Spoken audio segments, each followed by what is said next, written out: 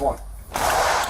Shots fired! Shots fired! Shots fired! Florida SWAT are in the middle of a multi-hour rescue operation after a deranged father just shot his wife in front of their own children. Go! This is my son! Go. It's her daughter! We're gonna make sure we get everybody. Go!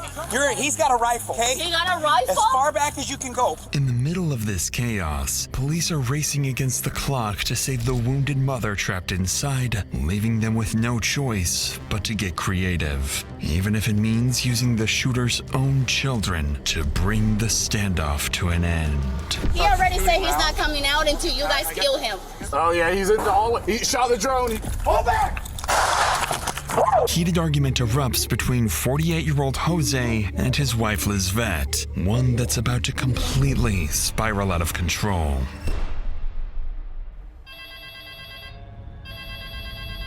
(911) What's the address of the emergency? I think my dad just shot one shot, bro.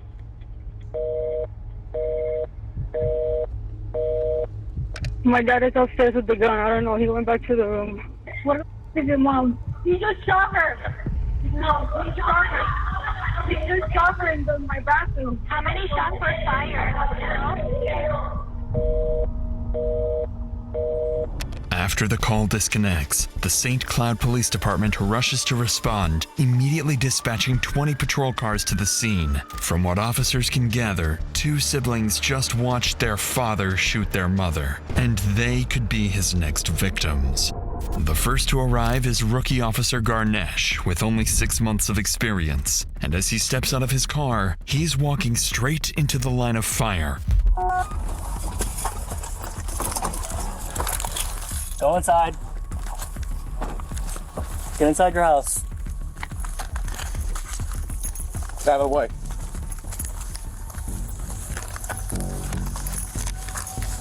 Ganesh, hold there.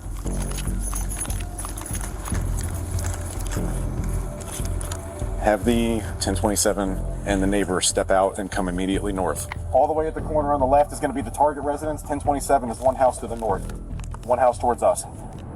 Officer Garnesh and his partner are positioned roughly 70 feet away from the active shooter's house, waiting for backup. Moments later, additional units arrive, along with K-9 quickly surrounding the home from both the east and west. Leading the operation is Sergeant Patrick Mannix. With nearly a decade in law enforcement and awards including Hero of the Year, he's earned a reputation for doing whatever it takes to protect innocent lives. So, knowing a civilian hostage may be critically wounded inside, Mannix understands the clock is working against him. So he quickly devises an extremely bold strategy, completely unaware of the danger he's about to send his men directly into. The sergeant's plan is straightforward, but far from simple. Rush in, take the active shooter by surprise, and get the two children and their wounded mother out, all while ensuring no civilians or officers are injured. But as Mannix and his team approach the house, the shooter inside has a plan of his own.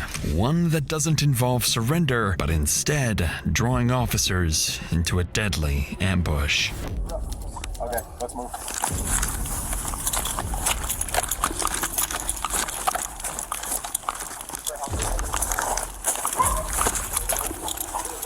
This house should be the 1027.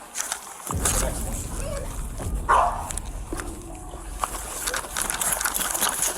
Yo. Nice house.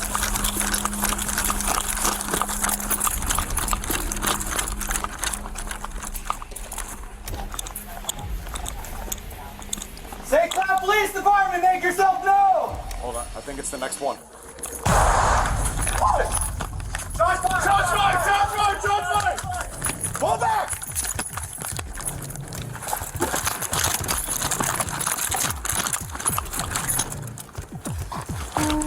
Barry, can you make sure I don't have any blood on me anywhere? Because he's shot at me. I didn't feel anything, but all right.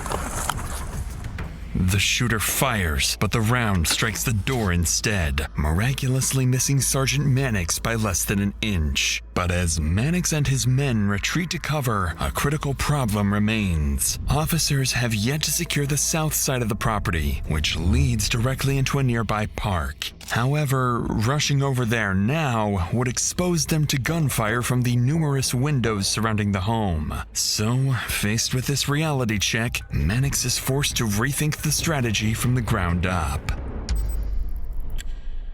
With tension rising by the second, SWAT finally arrives on scene along with a sniper and a drone operator, giving Mannix his best chance yet to contain the shooter. And, as fate would have it, the most dangerous assignment, securing the back of the house, falls to Officer Garnesh. So with a wounded mother and 2 children still trapped inside, this rookie officer is about to face the most dangerous moment of his career.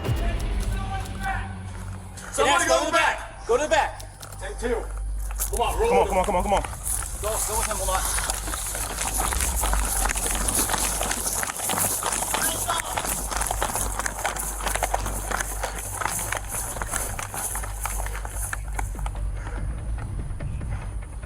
Backyard's fenced off.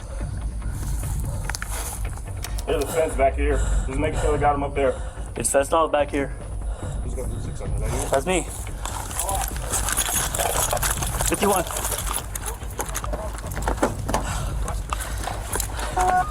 Resident 2760. This is the St. Cloud Police Department. Come out with your hands up. I'm gonna duck down here and cover the. I don't like standing right there. Yeah. This is the St. Cloud Police You taking your top? Yeah. Come out with your hands up. You just hold low like that.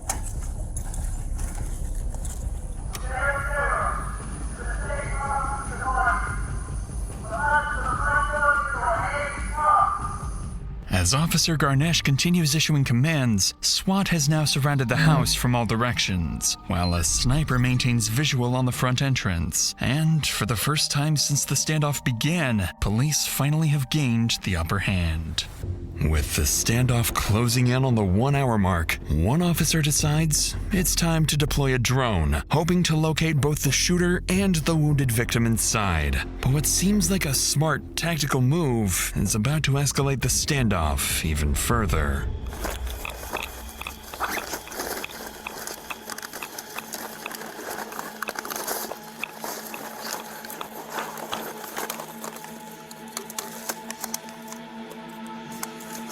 I'm getting ready to put the drone up. Come on.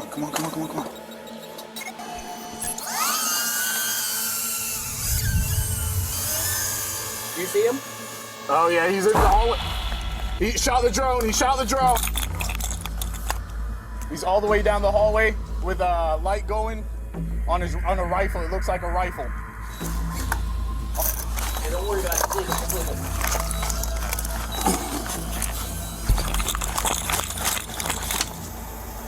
Well, you can see through the front door. You Yeah. can see him. Yeah. Despite successfully locating the shooter, the drone is shot down, making the suspect even more agitated. But even more concerning, there has still been no update on the 2 children inside or their injured mother until now. Suddenly, officers notice movement, and within seconds, the entire scene descends into chaos. We're sending people from the house just north down the street towards ULT. LT, they're sending people our way. Don't let anybody leave. All right, it's coming. Get it, go. Over here, come on. 264 Nautilus being evacuated. Stay right here, buddy, stay right here. Go. We're gonna make sure we get everybody. Go. Get behind the cars, get behind the engine. Come on. You're not going to. Stay with me. Stay behind this. He's got a rifle, okay? You got a rifle? As far back as you can go. Please, just stay behind vehicles. Amid the chaos, officers successfully evacuate the captive children and nearby families, rushing them behind cover several houses away. A 10-year-old boy and his 24-year-old sister tell officers that the shooter inside is their father, Jose Fontanez, and the woman who was shot is their mother, Lisbeth Figueroa. And despite being terrified and shaken, both children are still willing to help, unaware they're about to become the key to the entire operation. With time quickly running out for the children's mother, Sergeant Mannix shifts his focus towards making direct contact with Jose, hoping negotiators can convince him to surrender before anyone else gets hurt. But interestingly, officers are about to realize the only people capable of reaching the father and finally bringing the standoff to an end are his own children. Are we trying to get that number for him? I keep doing them. They keep asking for it, but I don't know if they ever came through. I'll find out. Thank you.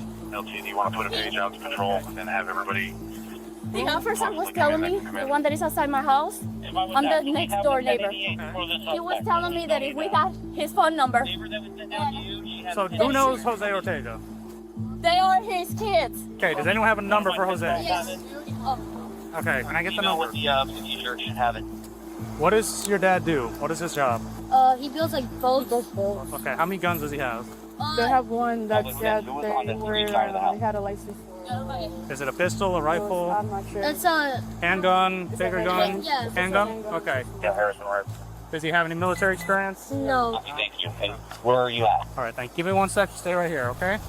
Dad's in construction. He has one single handgun. No military, no law Find a better enforcement position. experience. Find a better position. Do we know who should be in the house? They said, I think, mom, but I'll double check. Find out who all the I've got his number. Okay. Who's supposed to be in the house? It was me and him, the dog, and my mom and the father. Okay, so only people in there right now should be your mom and your father. Yes. Thanks to the rescued children, police have now learned crucial information about Jose, not least his phone number. So with a direct line to Jose finally established, negotiators would attempt to initiate contact, only to encounter an obstacle they never saw coming. If you want to try and make contact, that's fine. I don't know if he'll answer. I doubt. He said mom or daughter said she wasn't answering to him. We'll try. But hey, Jose. This is Patrick at St. Cloud Police Department. How you doing? I believe we have one to 40 out. Jose, can you hear me? No English? Okay. Any English at all? Sure. What do you need? You need Spanish? Okay. Un momento, okay? He was shooting at the cop. House and we went to our Does neighbors. your dad speak any English? He doesn't speak any English. All units on task. I need one Spanish you're good. officer to my position and not on submit for CMT translation. I can get Cologne to you.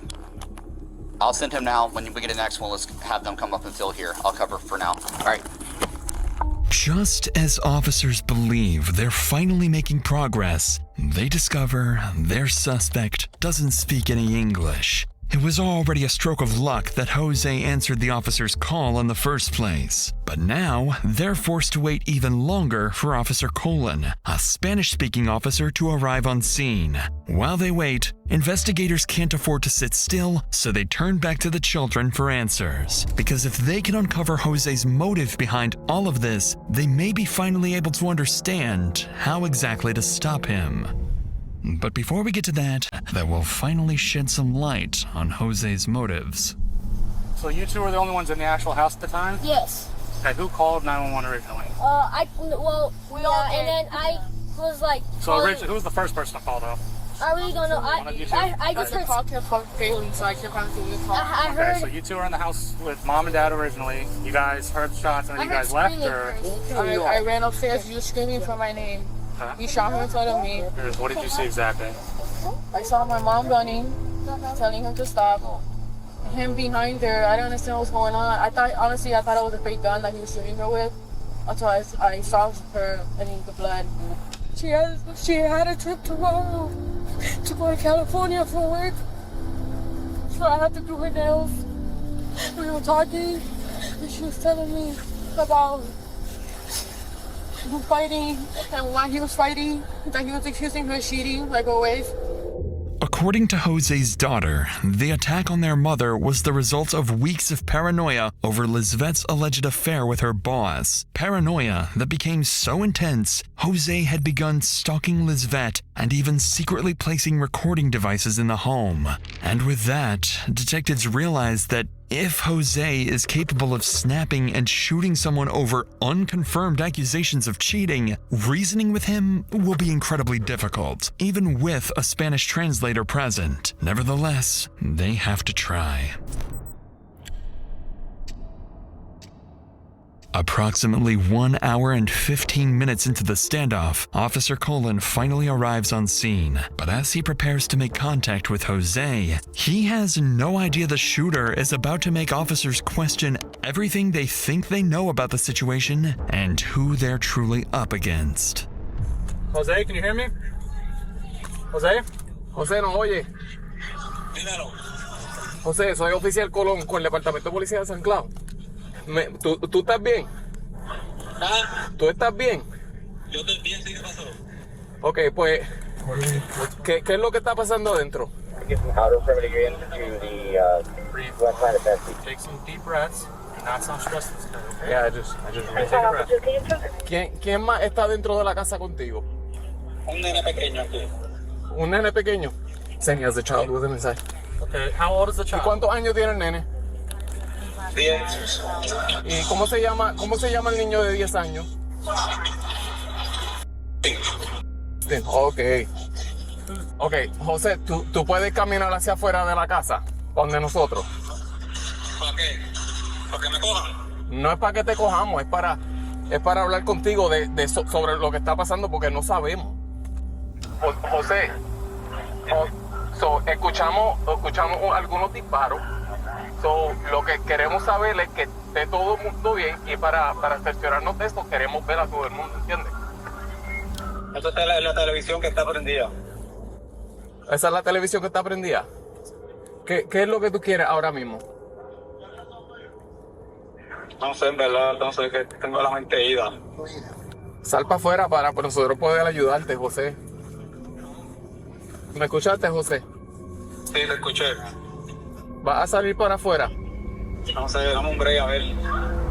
Jose makes the bizarre claim that the gunshots officers heard were actually coming from the television inside the house, despite police witnessing him fire multiple rounds. He also insists his 10-year-old son is still inside the home, the same boy officers had just helped escape with his sister moments earlier. It quickly becomes clear that Jose is either desperately trying to manipulate police or is deeply detached from reality. Either way, negotiators don't challenge his lies and instead continue trying to convince him to step outside. But as the call drags on for the next 20 minutes, their worst fears are slowly becoming a reality.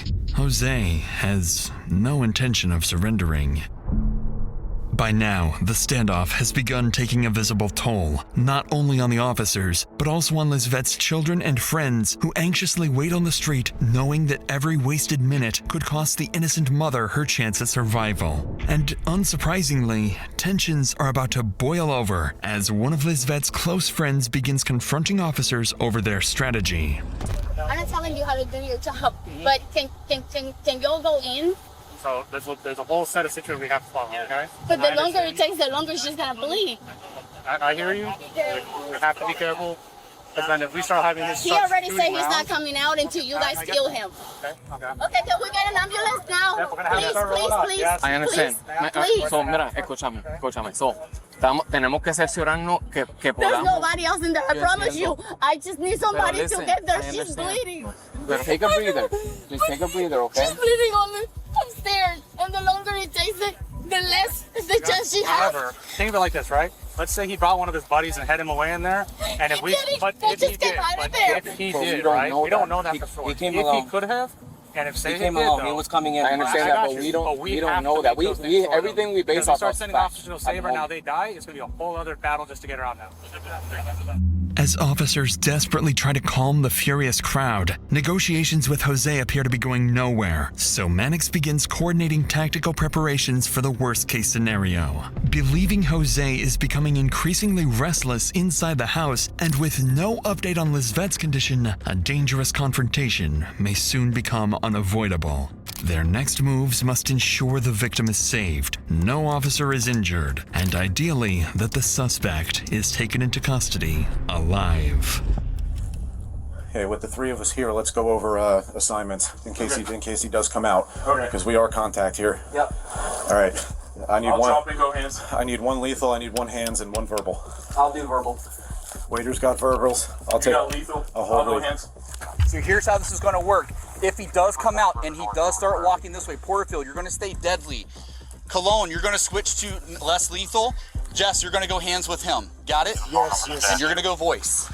Jose Otero, this is the St. Cloud Police Department. Come out to the front door with your hands up. You know what kind of rifle is it? A loud one. All right, so whatever we do, we are not leaving this position. Got it? Even if he comes out, runs back in, we are not leaving. What was that, Wager? I said if he starts fighting with him on the ground and we see there's nothing visible in his hands, I'm going to sling this taser. With Sergeant Mannix's plan now set in motion, officers hold their positions, waiting for the green light on whether Jose will surrender or whether they'll be forced to escalate the situation and make entry. But unbeknownst to Sergeant Mannix, he's no longer at the center of what happens next, as the final phase of the standoff is about to be initiated not by him, but by Jose's own son. At this point, with Jose continuing to resist police commands, his daughter attempts to call him herself, desperately trying to convince him to surrender, but the call goes unanswered. Then Jose's 10-year-old son tries calling him, and this time, the call connects. The father and son speak for several minutes before Jose suddenly hangs up. Although it's unclear exactly what was said, moments later, Jose calls officers back with an update they never saw coming. José, ¿me oye? Oficial Colón otra vez. Ok, ¿estás bien? Sí. ¿Por qué tú...? Yo me voy a entregar. ¿Te vas a entregar? Sí, voy a salir, me voy a entregar. Ok, José, hazme caso. Cuando salga para afuera, sal con las manos arriba, ¿ok? ¿Dejo la pistola aquí? Deja las pistolas ahí mismo. Ya, vas a salir por la puerta de frente sin armas, sin nada, ¿ok? Si te puedes quitar la camisa, mejor todavía. Against all odds, Jose suddenly says he's ready to surrender. With adrenaline racing for everyone on the scene, officers hold their position from all directions, while the sniper watches over the front entrance, anxiously waiting for Jose to emerge. But after everything that's happened, police have no way of knowing whether he's telling the truth or setting up one final ambush. Only wager on verbals. Let them know that. Only wager on verbals. Only wager on verbals. Stay off PA once he makes his exit. Stay on zero. This is the St. Cloud Police Department. Come out to the front door with your hands up. Face away from me! Stop! Face away. Stop! Hey, you gotta shut it off!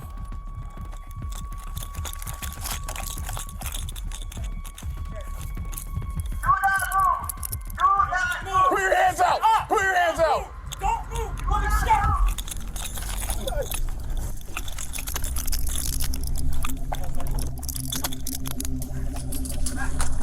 Get him up, get him up, get him up.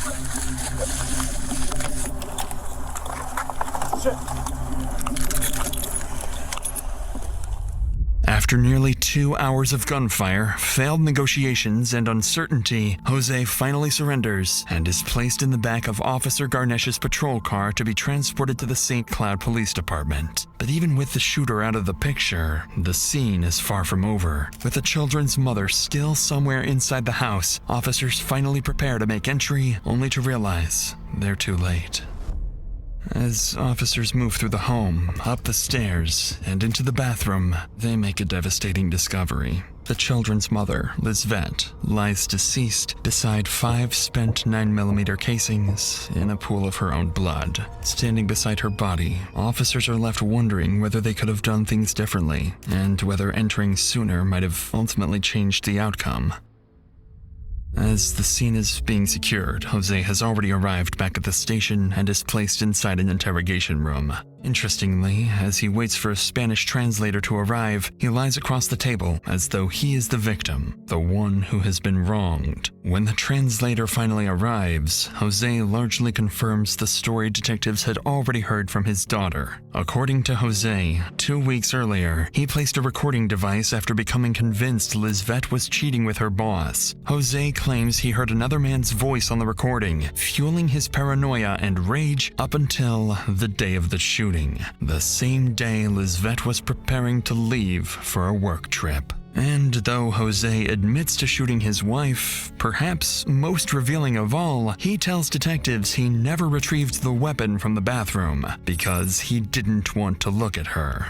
Following this harrowing interrogation, Jose is charged with first-degree premeditated murder along with 2 counts of attempted first-degree murder of a law enforcement officer. As of June 2026, he remains in custody awaiting a trial date. And